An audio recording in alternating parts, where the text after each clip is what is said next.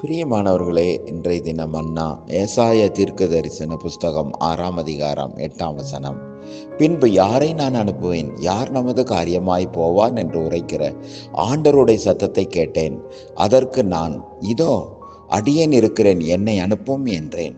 ஆம் பிரியமானவர்களே, உசியா ராஜா மரணமடைந்த வருஷத்தில் ஆண்டவர் உயரமும் உன்னதமான சிங்காசனத்தின் மேல் வீற்றிருக்கிறதை இந்த ஏசாயா தீர்க்கதரிசி பார்க்கிறார். சேராபீன்கள் இரவும் பகலும் சேனைகளின் கர்த்தர் பரிசுத்தர் பரிசுத்தர் பரிசுத்தர் என்று போற்றி துதித்து கொண்டே இருந்தார்கள். நான் அசுத்த உதடுகள் உள்ள ஜனங்களின் நடுவிலே வாசமாயிருக்கிறேன் என்று இந்த ஏசாயா தீர்க்கதரிசி கதறினார். அப்பொழுது சேராபீன்கள் பலிபீடத்தில் இருந்த அக்கினி குறட்டினால் இவர் உதடுகளை தொட்டு பரிசுத்தமாக்கினார்கள்.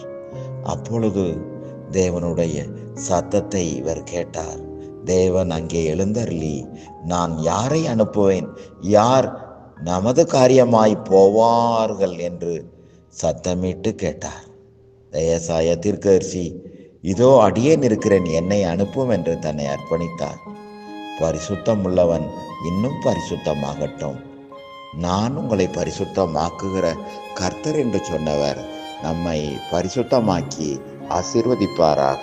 ஆமேன். அல்லேலூயா.